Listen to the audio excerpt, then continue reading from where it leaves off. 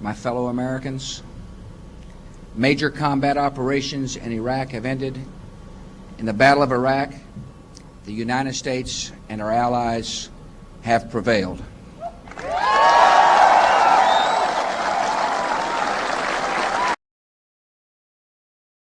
I'm very happy to be returning from my second deployment in Iraq. I'm very happy to be going back to my family, and it's a really big accomplishment knowing that I'm a part of history. We've pursued ISIS to the border and are currently working with the Iraqi security forces to ensure ISIS is not able to come back across the border and penetrate into Iraq.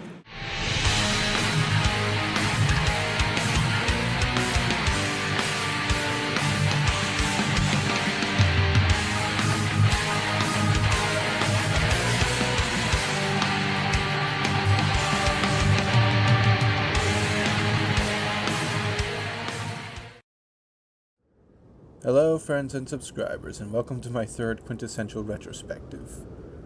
Didn't think you'd get another one so soon, but a lot of 5th and 10th anniversaries happened this year, so brace for that. Also, if I sound a little bit off, I've been sick for the past couple of days and really still kinda am, so you'll just have to bear with me for that. But as for today's retrospective, today marks the 15th anniversary of one of, if not the most controversial international conflict of recent history. That being the 2003 invasion of Iraq and subsequent occupation by the US, Great Britain, and several other countries, and everything that has happened as a result up until the current day.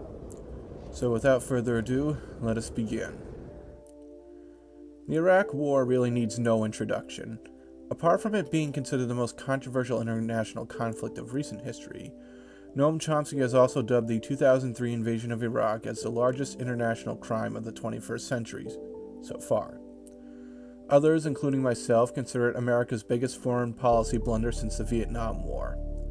The consequences of the Iraq War are still being felt not just in Iraq 15 years on, but also the entire Middle Eastern region and the United States itself, and arguably even Europe apart from the countries that took part in the invasion and subsequent occupation, but more on that later. While we do need to look up on everything that led up to the invasion of Iraq, it is also important to look back on why the US and Britain, who were supported by Australia and Poland during the initial invasion, decided to invade Iraq in the first place. Well, we all know the story, but according to them, Iraq, who was being led by Saddam Hussein, was building weapons of mass destruction and supporting Al-Qaeda. So this was justified in using military force to depose the Iraqi government and set up a new one more favorable to the West. Now let us take a look back at some of the key people, factors, and events that allowed the invasion to happen. While the US was the primary actor in the invasion against Iraq, Saddam Hussein was the primary target. And everyone knows the US's relationship with Iraq and Saddam Hussein in particular was somewhat complex. Although I met some liberals who claimed that Bush invading Iraq was merely him finishing his daddy's job, but although it's not as simple as that, as even Bill Clinton also helped pave the way for the Iraq invasion. And there was also some who claimed the war was for oil, but that is patently false. But anyway, let's dig in. In 1979, the United States State Department blacklisted Iraq, Syria, Libya, and a couple other countries as being state sponsors of international terrorism, and Iraq was blacklisted due to its support for far-left militant groups in Palestine. This was also the same year that Saddam came to power in Iraq, and several months previously, the Shah of Iran, Mohammad Reza Pahlavi, a friend of the United States, was overthrown in the Iranian Revolution by the Ayatollah Khomeini, an anti-American and anti-Western theocrat who personally approved the takeover of the American embassy in Iran in late 1979 by Muslim students, starting the Iranian hostage crisis. For the moment, it would seem the US had to deal with two major Middle Eastern countries hostile to its interests in the region. However, as much as the Iraqis and the Iranians despised the West, they also despised each other just as much.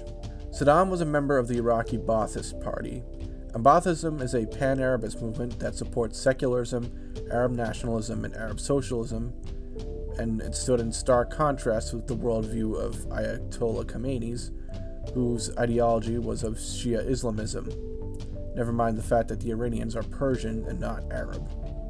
Upon coming to power in Iran, Khomeini called for Islamic revolutions across the Muslim world, with a particular emphasis on Iraq, as Shia Muslims are the majority religion in Iraq. But the Ba'athist government was almost exclusively Sunni Arab, who made up less than a quarter of Iraq's population. Furthermore, even prior to the revolution, Iraq had disputed Iranian sovereignty to the Shatt al-Arab waterway, the river that divides Iraq and Iran in the south. Hoping to undermine Khomeini and assert control of the waterway, Saddam ordered Iraqi forces to invade Iran in September 1980. Suddenly, the U.S. had an interest in supporting Iraq, but could not do so as it was still designated as a state sponsor of terrorism. This all changed in 1982 when Iraq was removed from the list and the U.S. started to provide Iraq with biological agents, dual-use technology, and arrange arms sales through third-party countries to provide Iraq with weaponry of non-U.S. origin. Well, after 8 years of fighting, the Iran-Iraq War ended in a stalemate, but the U.S. still supported Saddam up until 1990. In 1990, Saddam boasted an even larger and more powerful army than he did at the start of the war with Iran, despite being unsuccessful in that war. However, the war did also leave Saddam in a tremendous amount of debt to other Arab countries that supported him, particularly Kuwait. As a way to make his debt disappear and possibly boost the Iraqi economy, Saddam ordered the invasion of Kuwait on August 2, 1990. The country fell within 12 hours. Kuwait was another U.S. friend, and the international community condemned the invasion and occupation of Kuwait by Iraq. The president was now George H.W. Bush, who went to the United Nations Security Council to form an international military coalition against Iraq if Saddam did not withdraw from Kuwait. The UN set a January 15, 1991 deadline for Iraq to withdraw from Kuwait, and Saddam had the Iraqi forces remain there. Shortly after, the coalition began an aerial bombing campaign against Iraq, which was followed up by a ground invasion into Kuwait to drive out the Iraqis. As soon as coalition forces entered southern Iraq, in late February 1991, a ceasefire was declared and Saddam agreed to withdraw from Kuwait in exchange for ending hostilities. While this was going on, George Bush called on the Iraqi people to rise up and overthrow Saddam, though the timing of this was poor. The uprisings in March 1991 against Saddam began when the hostilities ceased between Iraq and the international forces. The Shiites in the south and Kurds in the north of the country rebelled against Saddam, but these uprisings were brutally suppressed.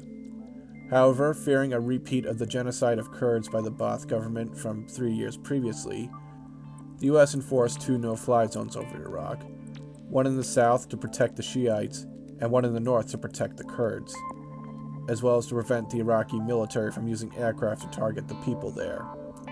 Furthermore, the Iraqi military was to never set foot in Iraqi Kurdistan, re-establishing de facto self-rule for the Kurdish people in northern Iraq. This was also where we began to see most of the sanctions against Iraq coming into place.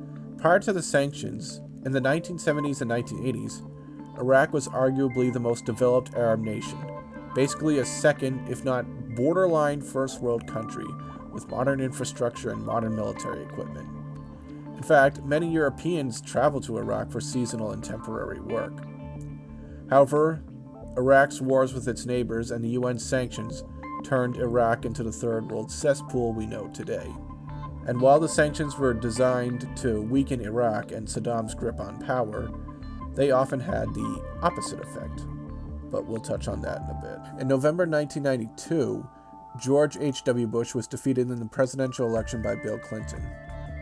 But even under Bill Clinton, it did not take long for military action to be taken against Iraq.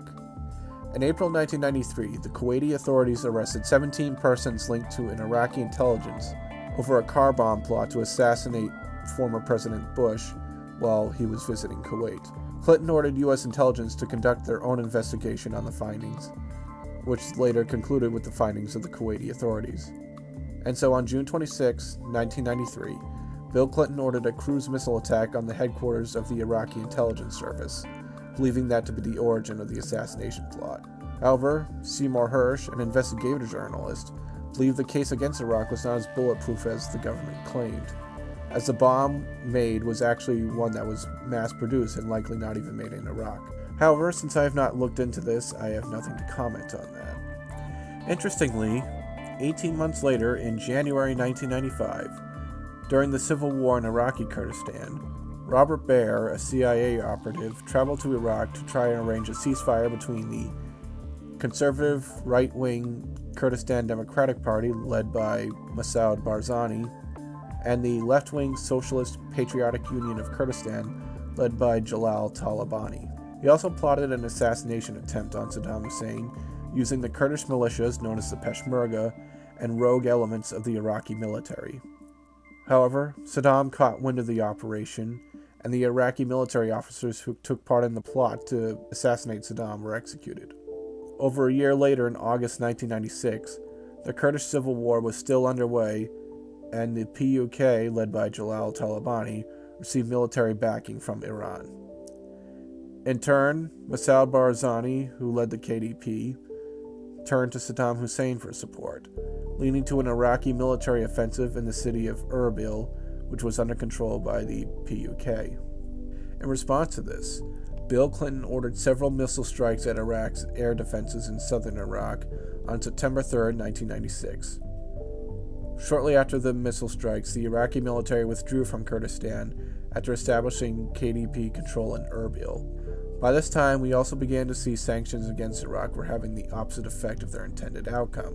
Since Iraqi businesses were cut off from the rest of the world, many Iraqi people lost their jobs and people began to starve, including 500,000 Iraqi children. This was highlighted in one of the most chilling 60-minute interviews with the then Secretary of State, Madeleine Albright. We have heard that 500,000 children have died. I mean, that's more children than died in Hiroshima. And you know, is the price worth it? I think this is a very hard choice, but we think the price is worth it. So, with people and children starving to death, the only employer in Iraq who can guarantee 3 hot meals a day was the Iraqi government. In desperation to feed themselves and their families, even many people who belong to demographics marginalized by Saddam's rule, such as Sunni Kurds and Shia Arabs, often joined the military, the Ba'ath Party, and other government institutions so they could find work in order to survive. This inadvertently propped up Saddam, who also formed additional paramilitary units to support him in case of another uprising, such as the Special Republican Guard and the Fedayeen Saddam. So with sanctions not exactly going to plan, the US would once again have to rework its policy in dealing with Saddam Hussein's Iraq. And that came about just 2 years later. On October 31st, 1998, Bill Clinton signed into law the Iraq Liberation Act. The act formally made regime change in Iraq, even through military force, to be the then current US policy in regards to Iraq. And then less than 2 months later, we saw the effects of this act come into action for the first time. In December 1998, Bill Clinton and others accused Iraq of not complying with certain Security Council resolutions to permit UN weapons inspectors to inspect Iraqi manufacturing sites. Even more brazenly, the United States accused Iraq of forcibly removing or barring the weapons inspectors from the designated sites. In response, the United States and the United Kingdom initiated a brief bombing campaign against Iraq called Operation Desert Fox from December 15th through the 19th of 1998. While the bombing destroyed a significant amount of Iraqi's military infrastructure and even killed over 1,000 Republican Guard troops, Saddam refused the return of UN weapons inspectors and cleared the Iraqi military to fire at US and British aircraft, enforcing the no-fly zones. This was the final act taken against Iraq by Bill Clinton. In January 2001, President George W. Bush, son of George H.W. Bush, assumed the American presidency. On September 11, 2001, the 9/11 terrorist attacks happened, resulting in the start of the global war on terror. On September 14, 2001, the U.S. passed the Authorization of Military Force Against Terrorists, which granted the U.S. government the ability to use military force against terrorist groups connected to Al-Qaeda anywhere in the world, notably the upcoming NATO invasion of Afghanistan. But the act also gave clearance for the U.S. military to be deployed anywhere, including the Philippines, Georgia, Kenya, Somalia, Pakistan, and yes, even Iraq. In 2002, war with Iraq became imminent, with George Bush and British Prime Minister Tony Blair repeatedly accusing Saddam of secretly developing weapons of mass destruction in violation of UN resolutions. And of course, they accused him of providing support for al-Qaeda. In October 2002, 4 years after the passing of the Iraq Liberation Act, Congress passed the authorization of military force against Iraq, which brings us right up to the invasion. Just prior to the invasion, George Bush offered Saddam an ultimatum stating that he and his sons had 48 hours to leave Iraq or face invasion. The 48 hours passed, and on March 20th Iraqi time or March 19th American time, American and British forces backed up by 2,000 Australians and about 200 Polish Special Forces soldiers invaded Iraq. After a month of fighting, the Ba'athist regime was toppled and the US and UK completely occupied Iraq, leading to the infamous Mission Accomplished photo aboard the USS Lincoln. While Saddam was toppled, the far-sighted people who warned against invading Iraq just to get rid of him had their worst fears realized, as now Iraq became a hotbed for jihadist activity with the formation of various al-Qaeda affiliated groups, as well as other Sunni Islamist and Wahhabi groups, as it was stated that one of the goals of al-Qaeda was to bring the US over there to the Middle East so it would be easier for terrorist groups to target US military personnel. In addition to the Sunni terrorist groups, many Shia Islamist groups supported by Iran rose up and began to target the Sunni groups, and vice versa. And of course, both would target the occupying forces, leading to an 8-year occupation and high-intensity post-invasion insurgency, even following the withdrawal of US forces from Iraq in 2011. Iraq is now one of the bloodiest sectarian battlegrounds in the world. Sunni Arabs fighting Shia Arabs, and Sunni Kurds fighting both. Muslim populations aside, post-Saddam Iraq saw most of the country's Christian population flee to other countries. During the post-invasion insurgency, terrorist attacks against Iraq's Christian population were as common as Sunni attacks against Shias and vice versa. With that fact, I find it extremely amusing the amount of American Christians who supported the war tend to ignore this fact. While Saddam was brutal and engaged in sectarianism himself, his secular dictatorship offered protection to the Christian minorities of Iraq. They were safer in Iraq under Saddam than they are now. And just prior to the war, many church groups and Christian denominations issued statements denouncing the war as unjust. And while we're on the topic of people fleeing countries, the later conflicts brought about indirectly as a result of the Iraq War helped fuel the migrant crisis, which is one of the major crises affecting Europe at this present time. Sectarian violence and the rise of Islamic fundamentalism aside, the financial cost to the United States has become clear. During those years, the United States spent countless billions rebuilding the Iraqi government and Iraqi military. This was also on top of the billions that the U.S. would spend on transporting manpower, resources, and equipment to maintain its occupation efforts.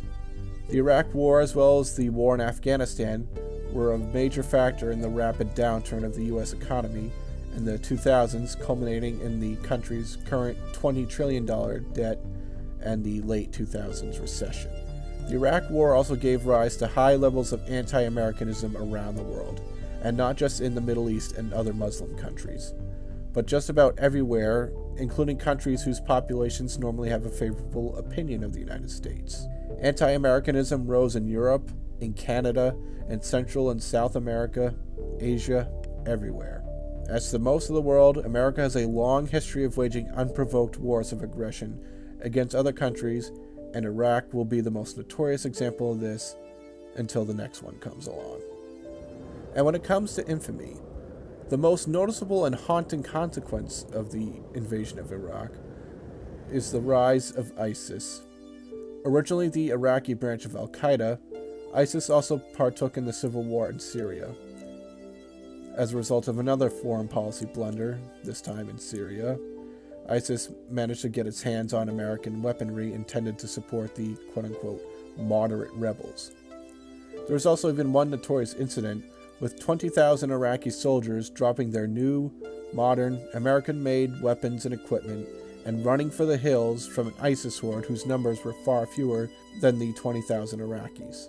In 2014, ISIS managed to capture huge swathes of Syrian and Iraqi territory, beginning its 3.5-year reign of terror against the people who fell under its control, launching genocidal campaigns against the Yazidis, Christians, and Shia Muslims, beheading foreign journalists, burning enemy pilots, throwing gays from the rooftops, levels of sheer brutality, barbarism, and savagery unheard of since the days of the Khmer Rouge in Cambodia, even superseding the brutality the Iraqi people experienced under Saddam Hussein.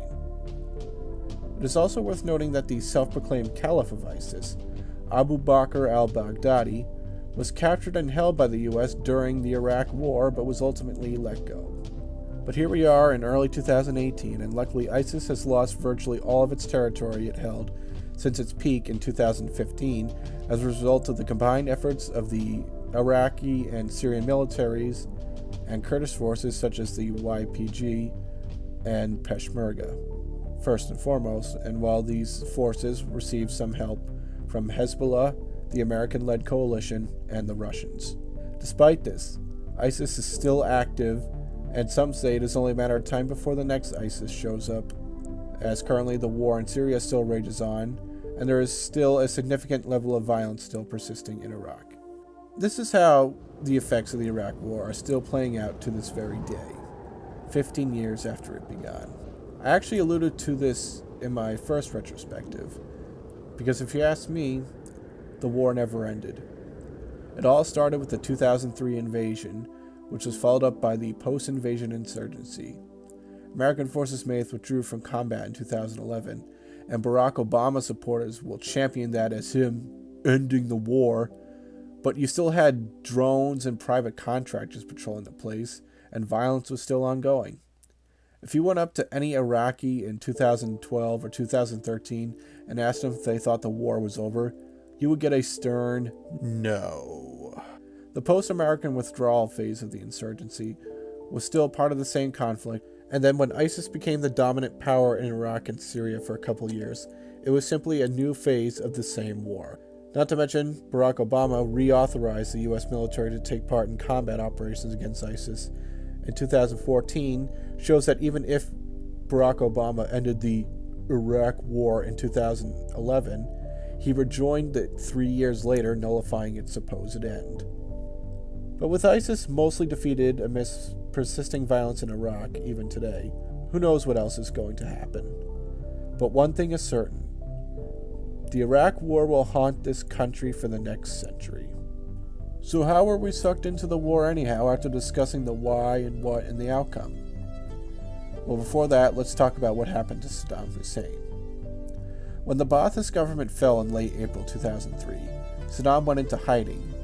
He was captured in December 2003 by U.S. Marines while he was hiding in a hole near his hometown. He was then put on trial for the crimes he committed during his reign by the new Iraqi government. After being convicted of a 1982 massacre of Shiites, Saddam Hussein was hanged on December 30th, 2006. During that time, we all learned what most people already knew.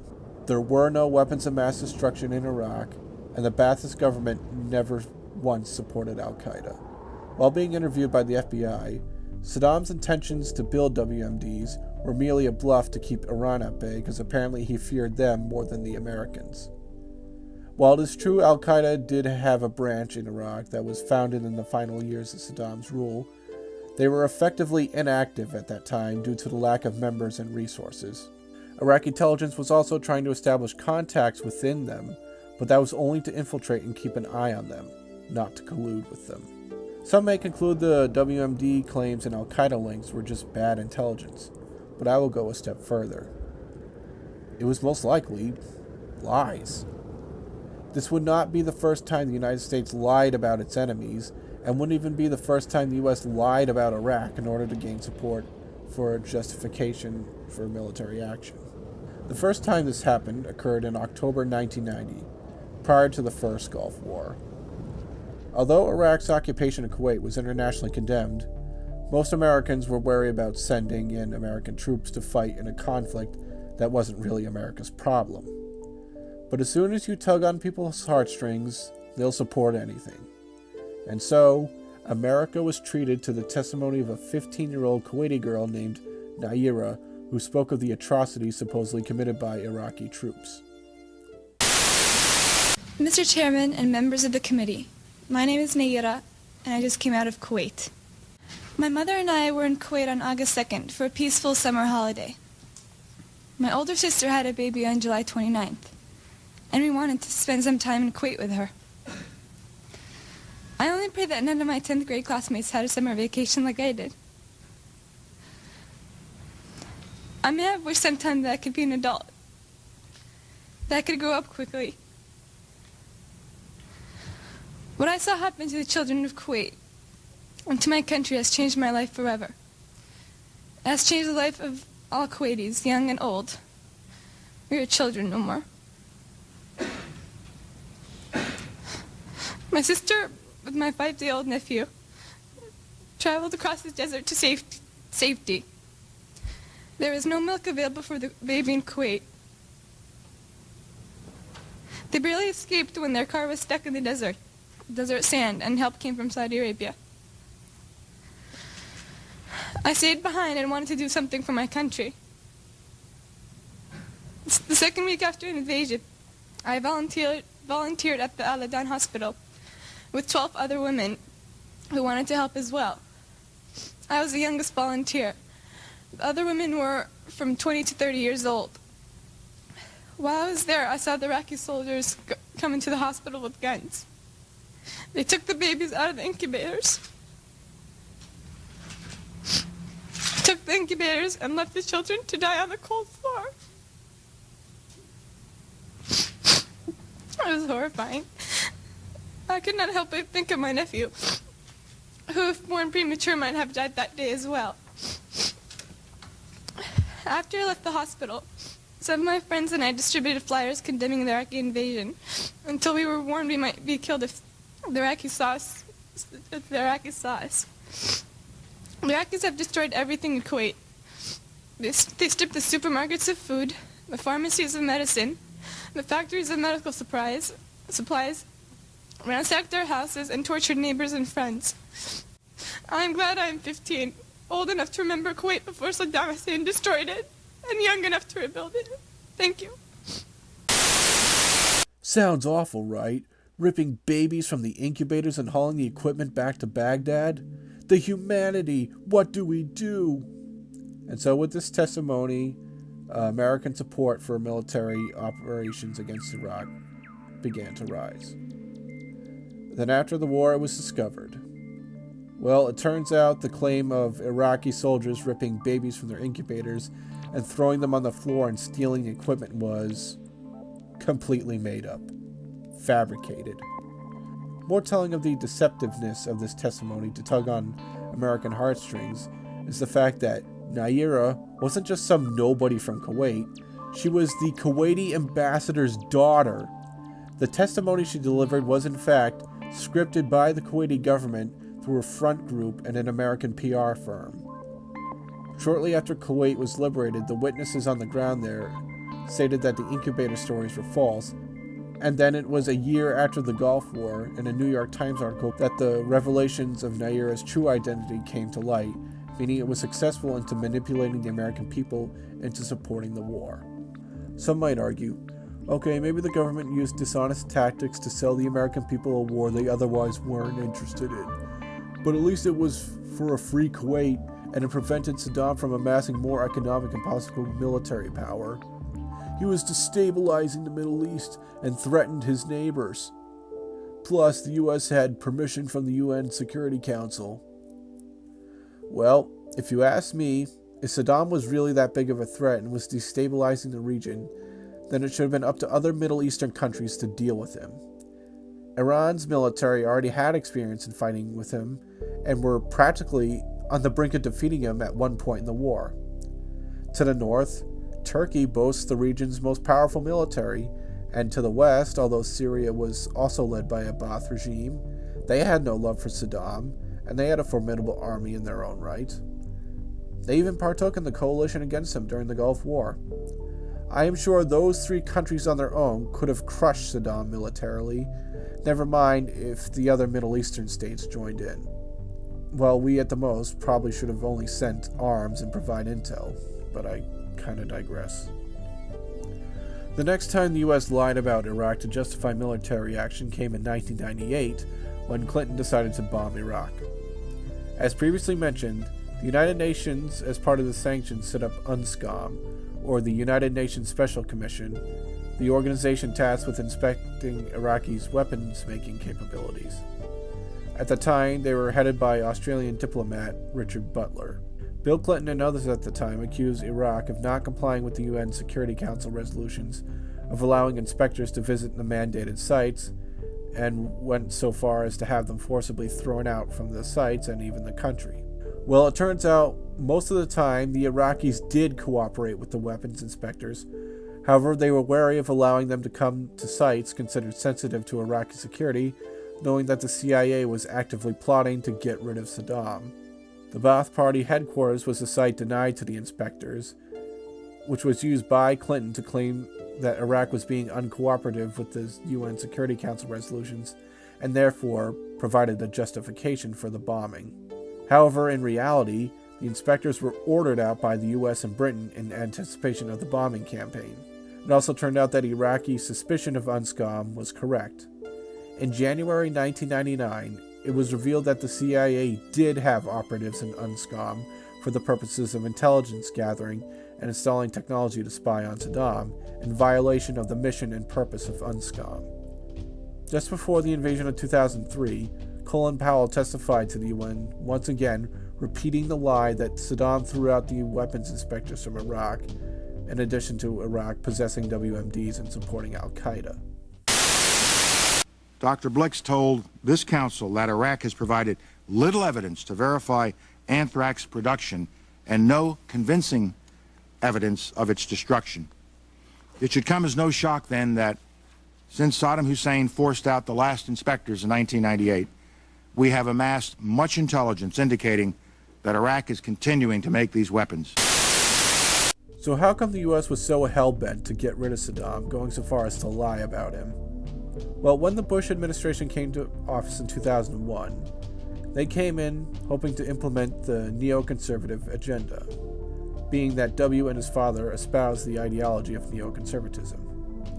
I'm not going to get into what is a neocon and who they are, but Ron Paul did a nice expose on them in 2003 as part of a testimony to Congress. A key part of the speech has been re-uploaded several times, and I will link it in the description. But what separates neocons from traditional conservatives is that neocons take a more hardline stance on foreign policy, particularly in using the military to carry out regime change and preemptive war for desired ends.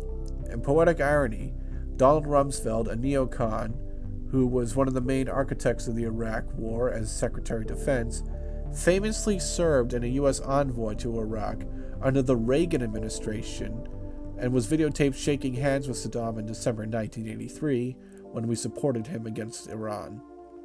That aside, the neocons favor using military force to put down regimes unfavorable to the U.S. and Israel, even if those regimes pose no immediate threat to the U.S. They do it to prop up new governments that will be more favorable, even if it means achieving that through aggressive warfare. Iraq was just one of their targets. Former General Wesley Clark helped expose the neocon agenda to the public. I'll let him explain. Some hard-nosed people took over the direction of American policy, and they never bothered to inform the rest of us. I went through the Pentagon 10 days after 9/11. I couldn't stay away from Mother Army. I went back there to see Don Rumsfeld. I'd worked for him as a White House fellow in the 1970s. All this is in the book. He said, I'm thinking about it. He says, I read your book, and he said, this is a book that talks about the Kosovo campaign. And he said, I just want to tell you, he said, nobody's going to tell us where or when we can bomb. Nobody. He said, I'm thinking of calling this a floating coalition. What do you think about that? I said, well, sir, thanks for reading my book. And, he said, thanks, that's all the time I've got. I went downstairs, I was leaving the Pentagon, and an officer from the Joint Staff called me into his office and said, I want you to know, he said, sir, we're going to attack Iraq. And I said, why? He said, we don't know. He said, I said, well, did they tie Saddam to 9/11? He said, no. He said, but I guess they don't know what to do about terrorism, and so they think, but they can attack states, and they want to look strong, and so I guess they think if they take down a state, it will intimidate the terrorists. And you know, it's like that old saying, he said, if the only tool you have is a hammer, then every problem has to be a nail. Well, I walked out of there pretty upset. And then we attacked Afghanistan. I was pretty happy about that. We should have. And then I came back to the Pentagon about 6 weeks later. I saw the same officer. I said, why haven't we attacked Iraq? We still going to attack Iraq? He said, oh, sir. He says, it's worse than that.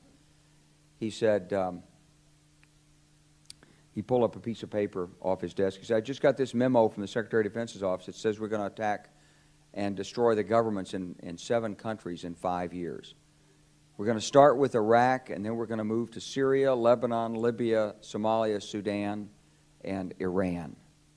I said, 7 countries in 5 years. I said, is that a classified memo? He said, yes, sir. I said, well, don't show it to me. He was about to show it to me. He said, because I want to talk about it. And I sat on this information for a long time, for about 6 or 8 months. I was so stunned by this, I couldn't begin to talk about it. And I couldn't believe it would really be true, but that's actually what happened. These people took control of the policy in the United States. And I realized then, it came back to me, a 1991 meeting I had with Paul Wolfowitz. Well, I was there in Washington. It was a Friday afternoon. I'd visited Colin Powell. He'd given me 5 minutes of his precious time and sent me on my way, and I was bored in the Pentagon, and I thought, I'll just go, who can I see? I think I'll see Wolfowitz. So I called, and up there, he was available. Scooter Libby came to the door. I met Scooter for the first time, and he brought me in, and I said to Paul, I said, and this is 1991, I said, Mr. Secretary, you must be pretty happy with the performance of the troops in Desert Storm. And he said, well, yeah, he said, but not really. He said, because the truth is we should have gotten rid of Saddam Hussein, and we didn't.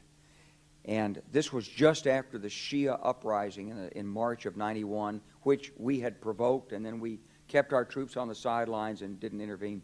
And he said, but one thing we did learn, he said, we learned that we can use our military in the region, in the Middle East, and the Soviets won't stop us.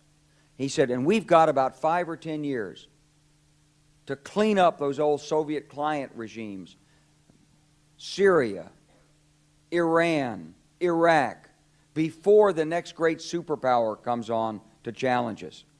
It was a pretty stunning thing. You mean the purpose of the military is to start wars and change governments? It's not to sort of deter conflict? We're going to invade countries? And you know, my mind was spinning. And I put that aside. It was like a nugget that you hold on to. This country was taken over by a group of people with a policy coup. Wolfowitz and Cheney and Rumsfeld, and you could name a half dozen other collaborators from the Project for a New American Century. They wanted us to destabilize the Middle East, turn it upside down, make it under our control. It went back to those comments in 1991. Now, did anybody ever tell you that? Was there a national dialogue on this? Did senators and congressmen stand up and denounce this plan? Was there a full-fledged American debate on it? Absolutely not. And there still isn't.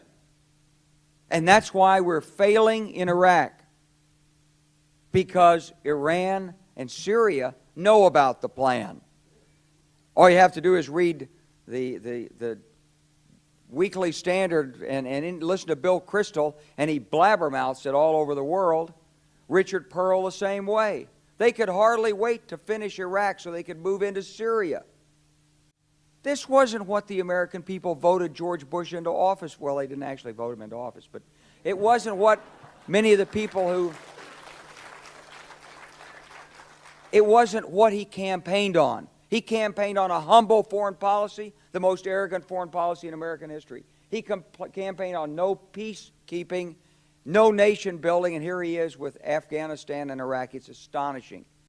Whether you're a Democrat or a Republican, if you're an American, you ought to be concerned about the strategy of the United States in this region. What is our aim? What is our purpose? Why are we there? Why are Americans dying in this region? Very, very eye-opening indeed. But before people cheer General Clark, he's actually not so heroic himself, if you ask me. Because this is the same Wesley Clark who willingly commanded the NATO forces during its aggressive war against Yugoslavia in support of Albanian terrorists, and even later ordered NATO troops to fire at Russian soldiers occupying the Pristina airport, which would have potentially sparked World War III, but luckily this order was refused by British General Mike Jackson. So if you ask me, General Clark should be on trial at The Hague alongside the men he helped bring there. But despite my contempt for the man, he is still spot on in this case, and I appreciate him bringing this to light, as should all of you. As demonstrated, the Iraq War was the final culmination of the U.S.'s overall disastrous policies in regards to Iraq. Disastrous in supporting him in the 80s during the Iran-Iraq War, and although I would have been against the U.S. involvement in the Gulf War, the time to overthrow Saddam would have been them, but we didn't go through with it. Then we had disastrous sanctions that killed Iraqi children, whilst propping up his regime in the 90s, disastrous bombings, and ultimately a disastrous invasion. The disastrous invasions were followed up by a disastrous counterinsurgency, disastrous troop withdrawal, and while U.S. policy in regards to Iraq has changed for the better in recent years, it still maintained the disastrous policies in fighting ISIS, such as trying to remove Assad from power and arming and training the so-called moderate rebels who aren't much different from Al-Qaeda and ISIS. The U.S. has not learned a thing through any of this, likely because it does not care for the stability of the Middle East, because that's incompatible with the regime change agenda and propping up Israel. This is why NATO assisted Libyan rebels against Gaddafi in 2011, and why the West is trying to remove Assad in Syria. And sooner or later, they will try to take down Iran. The Iraq War will serve as a testament on how lies and even a disastrous policy will form one of the biggest foreign policy blunders made by any one nation.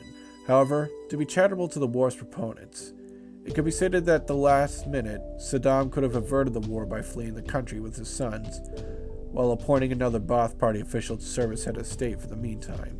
He honestly should have done that, knowing the US does not make idle threats. But out of his fear of looking weak on himself, he allowed his country to be ruined. That said, it was still wrong for the US and UK to wage this aggressive war without explicit authorization from the United Nations Security Council. And with that, I have nothing more to say on that subject. Thoughts, comments, questions, criticisms, scathing rebuttals, all are welcome here, and I have more content coming soon. I originally had a video on Parkland in the works, but that ultimately became untimely, and then I had to work on this. But with protests for gun control coming out within the next few days, maybe I'll have it ready for then. Until then, stay tuned, because more content is coming soon. But thanks for watching this, and I'll see you in my next video.